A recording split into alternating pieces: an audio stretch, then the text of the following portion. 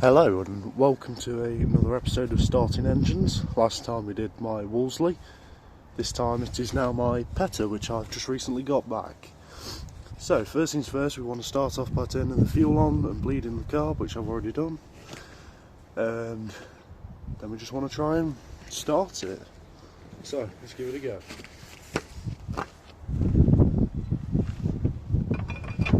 Bit choked because it's cold.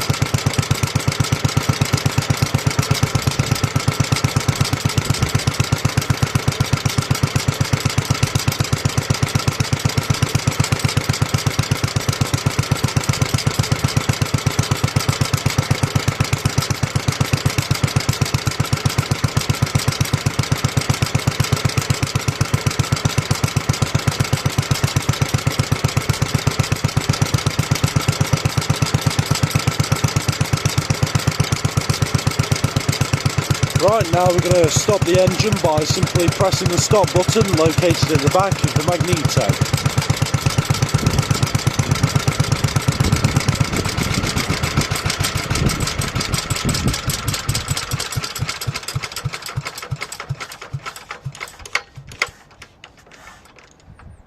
And it falls silent. Right, I'm going to pack the Petter away and we'll give you a bit of a shed tour and what's going on in the future. I'll see you then. So then, this is the shed. It's quite a small shed at the moment, but in the summertime I do plan to expand and get a big one down the other end of the garden. So we'll start off with the smallest of my engines. It's not that one, it's not that one, not that one. It's this one. This is a Mammoth Miner 1 that I'm going to be planning on running for the channel quite soon, I'd say. It's nice to see these steam in the wintertime. Behind it is a Mammoth Miner 2 that I restored. It'd seen better days when I got it. It was given to me actually by my granddad who passed away. Sadly, he never got to see it run again. So the next size up is this little Suffolk generator. I have had it running. It's been to a rally. It went to Huge Windmill Rally, but it was in a different colour. It was actually bright red with a massive chrome exhaust sticking out of it.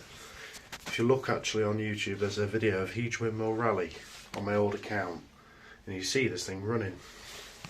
And it's got a alternator on it, a Fergie amp gauge, and yeah, it's quite a nice little engine. It can charge tractor batteries, car batteries and whatnot.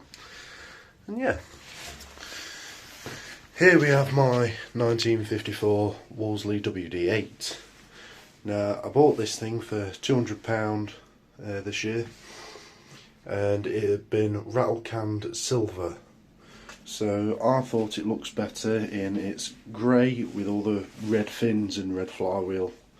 I think I did a good decision on that one. Moving over here, we've got the Lister D, which I got back as well as the Petter. Sadly, the Lister, some bits have been missing. The bits never got to me, so I was sorting the bits out on that. I do have the Magneto though, which is a big bonus. Then we move on to my very first stationary engine, the Petter A1. When I got this thing, it was absolutely rusted to high hell, seized up, the valves were shot, and now it's a lovely running engine. So yeah, hopefully these will be going to some rallies. If you see me down there with the engines, don't be afraid to just say hello and have a nice friendly chat. Anyway, let's see what else is in the shed. Here we've got a railway lantern, which I need to sort a few bits and pieces out on it because inside it does look really nice, but the bottom of the burner hasn't been soldered all the way around, therefore it has been leaking quite a hell of a lot. But it does have a wick in it and a ceramic burner, which is really nice to see. Next up we have got up here, hang on, let me try and get it. Aha. This lovely little lantern. It does work. You just flip this lid up on the side and you can see the wick. It's a really nice little lantern. It's for a back of a steamroller. It lights up red. Then we've got the big twin paraffin heater. It's really good. When I got it, this side was blocked, this side was clear, so I unblocked that side, and that side is the hotter side of the two. Then we've got a good old-fashioned Tilly lamp. This is a 315 model. I'm just waiting on getting a mantle for that. And then down here I've also got a little Suffolk that's awaiting restoration, along with the Lister that's going through the restoration at the moment. And yeah, well, that's about it really. I've got rid of a few engines. I sold a Bernard rail saw and a Bernard rail drill that used to belong to the Ecclesbourne Valley Railway. They gave them to me to get going. I got them going and I've sold them. So yeah, all is good. So anyway, I shall see you all in the next one.